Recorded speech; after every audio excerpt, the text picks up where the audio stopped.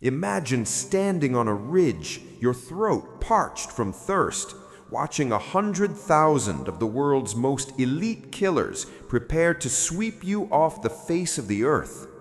For the 10,000 Spartans standing at Plataea, this wasn't just another battle, it was the final reckoning.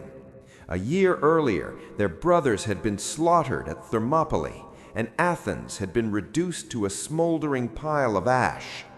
The Persian Empire didn't just want a victory, they wanted to erase Greece from history. But the Persians made one fatal mistake. They mistook a tactical withdrawal for a panicked retreat. They thought the Spartans were running. They couldn't have been more wrong. By the summer of 479 BCE, the dust of the Persian invasion should have settled, but the air over the Greek mainland remained thick with the smell of iron and smoke. While King Xerxes had fled back to Asia after his navy was crushed at Salamis, he hadn't abandoned his prize. He left behind a monster, a professional, battle-hardened army led by his most ambitious general, Mardonius. This wasn't a desperate remnant. It was a hand-picked force of 100,000 men, including the legendary Immortals and elite cavalry that the Greeks had no answer for. Mardonius had even managed to recruit pro-Persian Greeks, turning the conflict into a brutal civil war for the soul of the peninsula. The Persian commander was a predator who knew how to pick his ground. He retreated to the wide-open plains near Plataea, a landscape where his horsemen could gallop, flank, and trample anything in their path. For a Greek army built on heavy infantry, stepping onto that plain was a death sentence. To prove he held all the cards, Mardonius marched back into Athens, systematically destroying what little was left of the city. He was sending a message: "I am not leaving until every stone of your civilization is overturned." Facing this tidal wave of steel was a fragile, bickering alliance led by the Spartans. They were outnumbered and outmatched in every category except one: the sheer, stubborn refusal to break. The man holding this fragile coalition together was the Spartan regent, Pausanius. He wasn't just a warrior, he was a chess player in a world of brawlers. He knew that if he marched onto the plains, his men would be cut to ribbons by Persian horse archers before they ever saw the whites of an enemy's eyes. To counter this, he positioned 80,000 Greeks on the rugged slopes of Mount Cithaeron. This was a masterstroke. The rocky, broken terrain turned the Persian cavalry, their greatest asset, into a liability. For 11 agonizing days, the two giants stared each other down in a silent standoff. But Mardonius was no amateur. Recognizing the stalemate, he changed his tactics from brute force to cold-blooded attrition. He sent his riders on a daring sweep behind the Greek lines, intercepting a massive supply convoy and leaving the Greeks to starve on the hillside. Then came the killing blow. The Persian cavalry seized the Gargantuan spring, the Greeks' only source of water. Imagine the scene: thousands of men in heavy bronze armor, baking under the Mediterranean sun, their tongues swelling with thirst, watching as the enemy poisoned or guarded the only water for miles. Pausanias was trapped. He had no food, no water, and an army on the brink of collapse. He had to move, or he had to die. Under the pitch-black cover of night, Pausanias ordered a desperate withdrawal to a more defensible position known as the island. But night maneuvers are a nightmare. One Spartan officer, fueled by misplaced pride, refused to budge, calling the retreat a coward's flight. While Pausanias wasted precious hours arguing, the Greek center got lost in the darkness and vanished toward the town of Plataea. As the sun began to peek over the horizon, the Greek line wasn't just bent, it was shattered.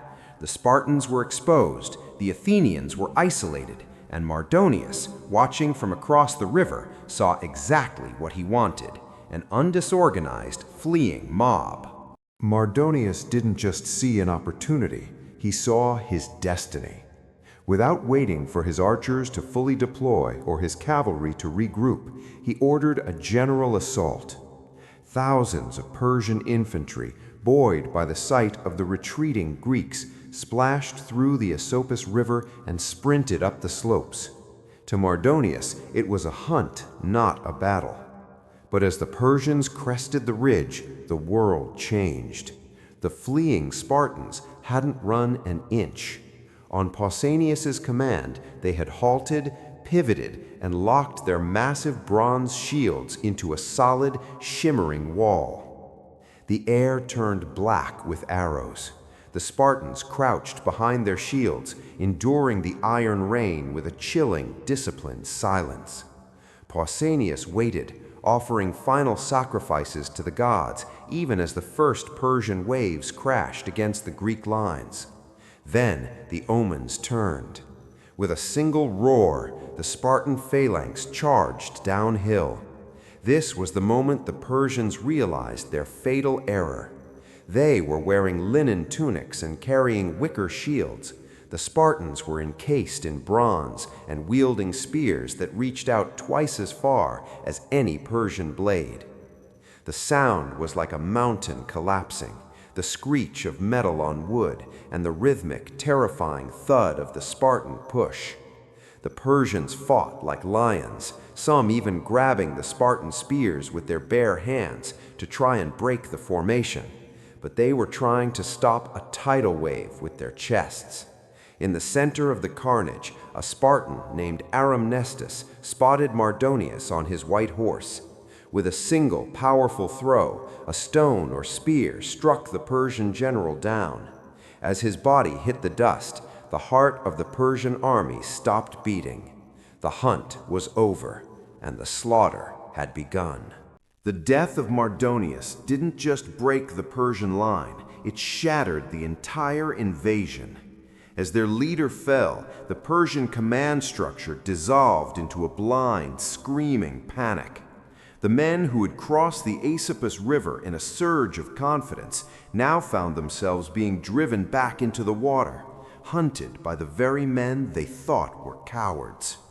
On the other side of the field, the Athenians had crushed the pro-Persian Greeks, and now the entire Hellenic force converged on the Persian fortified camp.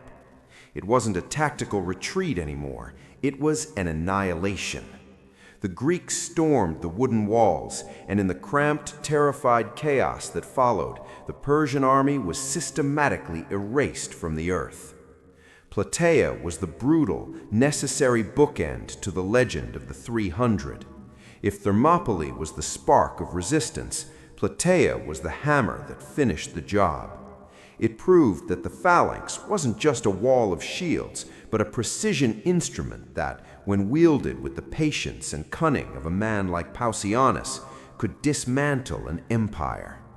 The Persians had spent decades perfecting the art of mobile warfare, but they had never encountered a force that could weather a logistical nightmare and turn a moment of total disaster into a perfect, lethal trap. Never again would a Persian king dare to set foot on the Greek mainland with dreams of conquest. The independence of Greece was bought in the mud and blood of the slopes of Mount Cithaeron, and with it, the foundations of the Western world were secured. The 10,000 Spartans didn't just avenge their fallen brothers, they ensured that the story of Greece was only just beginning. As the sun set over the thousands of fallen Persians, the message to the world was clear. You can burn their cities and you can poison their wells, but you can never, ever break the line.